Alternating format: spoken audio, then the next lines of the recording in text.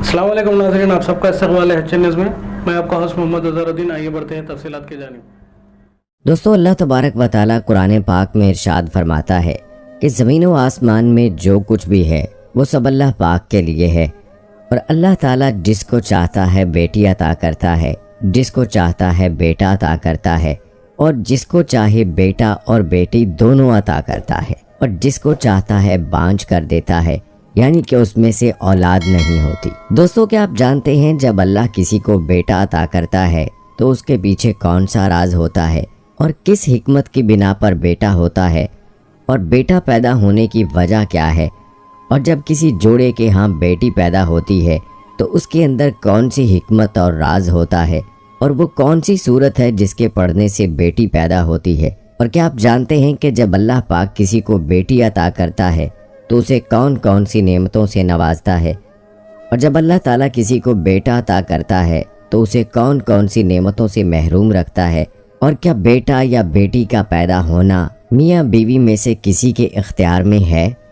और नबी करीम सल्लल्लाहु अलैहि वसल्लम ने लड़का और लड़की के पैदा होने के बारे में क्या इरशाद फरमाया। दोस्तों, इन तमाम तर सवालात के जवाबात कुरान और हदीस की रोशनी में आपको बताएंगे, लिहाजा आपसे गुजारिश है कि हमारी आज की वीडियो को आखिर तक ज़रूर देखिएगा। दोस्तों, अगर हम अपने माशरे में देखें तो अपने इर्द गिर्द हमें बहुत से ऐसे बदबख्त लोग मिल जाएंगे जिनके यहाँ जब बेटा पैदा होता है तो वो बहुत खुश होते हैं, अल्लाह पाक का शुक्र अदा करते हैं और लोगों में मिठाइयाँ तकसीम करते हैं, और बेटे की पैदाइश पर बड़ा फ़ख्र महसूस किया जाता है। लेकिन इसके बरक्स जब ऐसे लोगों के यहाँ बेटी पैदा होती है तो पैदा होने वाली उस बेटी को बुरी निगाह से देखा जाता है और बेटी का पैदा होना ऐब समझा जाता है। यही नहीं, बाज़ सूरतों के अंदर तो औरतों को तशद्दुद का निशाना भी बनाया जाता है और औरत को तरह तरह के ताने दिए जाते हैं, और वो औरत जिसने अल्लाह की रहमत को पैदा किया उसको ख़ानदान के अंदर जलील किया जाता है, जबकि उसमें उसका कोई कसूर भी नहीं होता। ये सब तो अल्लाह ताला की तरफ से होता है, और अल्लाह जिसे चाहता है बेटा अता करता है और जिसे चाहता है बेटी अता करता है। दोस्तों, ये बदबख्त लोग दरअसल उस तारीकी और जुल्मत में जी रहे हैं जो आज से 1400 साल पहले थे। आज से 1400 साल पहले एक गुमराही और जहालत का दौर था जब लोग बेटी का पैदा होना ऐब समझते थे और बेटी के पैदा होने को बुराई समझते थे, और माज़अल्लाह उस जाहिलियत के दौर में बेटियों को जिंदा दरगोर कर दिया जाता था। उस ज़माने में जब किसी ख़ानदान के यहाँ बेटा पैदा होता था तो उसे रख लिया जाता, और जब किसी ख़ानदान के अंदर बेटी पैदा होती तो उस मासूम से फूल को दफन कर दिया जाता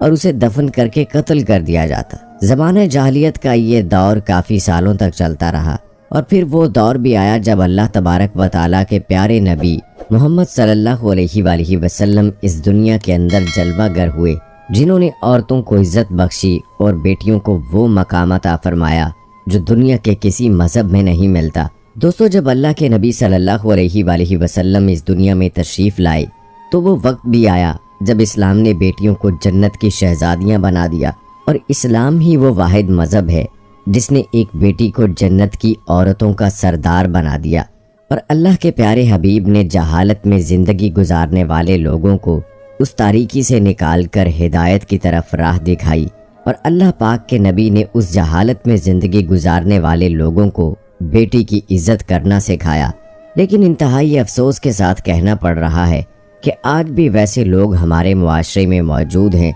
जो आज भी जहालत के अंदर जी रहे हैं। दोस्तों, अब बात करते हैं कि जब अल्लाह पाक किसी को बेटी अता करता है तो उसे कौन कौन सी नेमतों से नवाजता है, और जब किसी को बेटा अता करता है तो उसे कौन कौन सी नेमतों से महरूम रखता है। चुनाचे अल्लाह के नबी सल्लल्लाहु अलैहि वसल्लम इरशाद फरमाते हैं कि अल्लाह पाक इरशाद फरमाता है, जब मैं किसी को बेटी अता करता हूँ तो मैं उसका हाथ बन जाता हूँ, यानी अल्लाह पाक की रहमत उसके साथ होती है, और अल्लाह पाक उस बेटी के सदके उसकी ज़िंदगी में आने वाली तमाम मुश्किलात को आसान फरमा देता है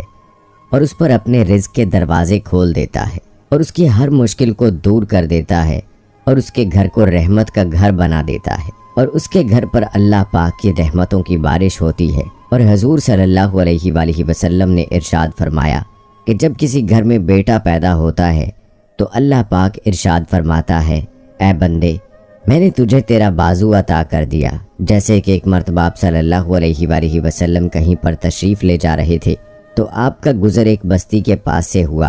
اور آپ صلی اللہ علیہ وآلہ وسلم نے دیکھا کہ اس بستی پر نور برس رہا ہے۔ جب آپ صلی اللہ علیہ وآلہ وسلم اس بستی کے پاس ٹھہرے تو آپ صلی اللہ علیہ وآلہ وسلم نے صحابہ کرام رضوان اللہ مجمعین سے فرمایا کہ یہ جو اس بستی پر اس قدر نور برس رہا ہے، یا تو اس بستی میں کسی گھر میں بیٹی کی ولادت ہوئی ہے یا کسی نے اپنے گھر میں کدو کی ہانڈی بنائی ہے۔ دوستو، اس حدیث سے بخوبی معلوم ہوتا ہے کہ جب اللہ کسی کو بیٹی عطا کرتا ہے تو اس پر کس طرح اللہ کی رحمتوں کا نزول ہوتا ہے۔ دوستو، اب بات کرتے ہیں اس حکمت کے بارے میں جو رسول اکرم صلی اللہ علیہ وآلہ وسلم نے 1400 سال پہلے ارشاد فرمایا کہ جب کسی کے ہاں بیٹا پیدا ہوتا ہے تو بیٹے کے پیدا ہونے کے پیچھے کیا وجہ ہوتی ہے اور کس حکمت کے تحت بیٹے پیدا ہوتے ہیں، اور جس گھر میں بیٹی پیدا ہوتی ہے تو کس حکمت کی وجہ سے بیٹی پیدا ہوتی ہے، اور وہ کون سی صورتیں ہیں جن سے بیٹی یا بیٹا پیدا ہوتا ہے۔ چنانچہ روایت میں آتا ہے کہ رسول اللہ صلی اللہ علیہ وآلہ وسلم کی خدمت میں چند یہودی آئے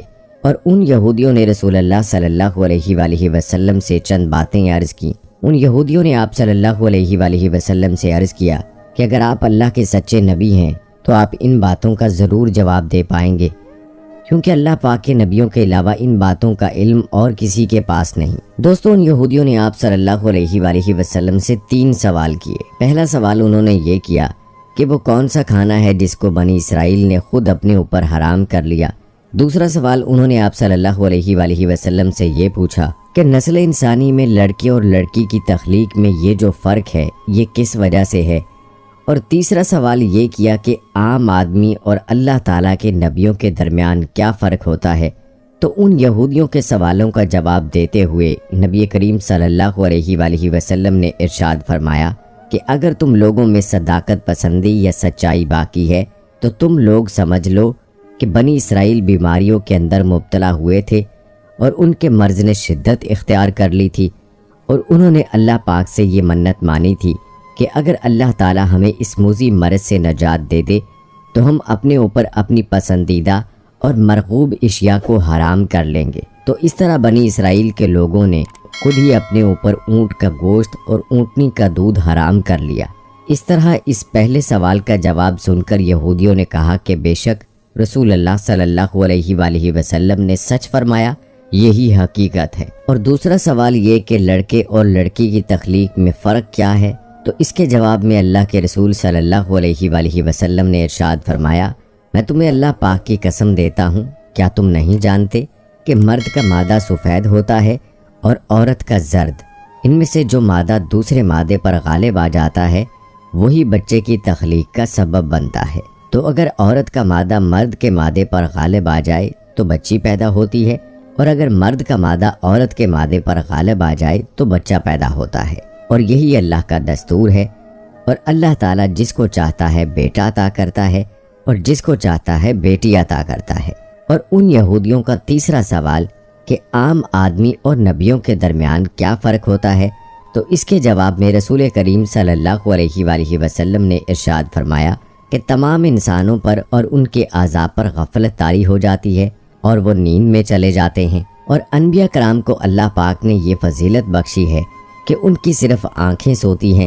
جبکہ ان کا دل بیدار ہوتا ہے اور وہ غفلت میں داخل نہیں ہوتے۔ دوستو، اب بات کرتے ہیں کہ بیٹا یا بیٹی کے پیدا ہونے میں میاں اور بیوی دونوں میں سے کسی کے اختیار میں ہے یا نہیں۔ اس کے بارے میں اللہ کے رسول صلی اللہ علیہ وآلہ وسلم واضح طور پر یہ فرماتے ہیں کہ اللہ تعالیٰ جس کو چاہتا ہے بیٹا عطا کرتا ہے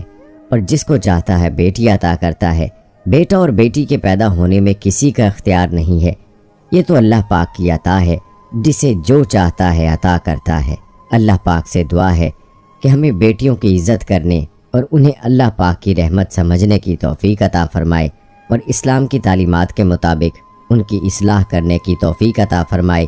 اور رسول اکرم صلی اللہ علیہ وآلہ وسلم کے بتائے ہوئے طریقے کے مطابق زندگی بسر کرنے کی توفیق عطا فرمائے۔ آمین ثم آمین۔ فی الحال کے لیے اس خبر میں اتنا ہی۔ دیکھنے کے لیے آپ کا بہت بہت شکریہ۔ اگر آپ نئے ہیں اس چینل پہ تو سبسکرائب ضرور کر لیے اور بیل آئیکن بھی دبا لیے تاکہ ہماری ہر خبر آپ تک پہلے پہنچے۔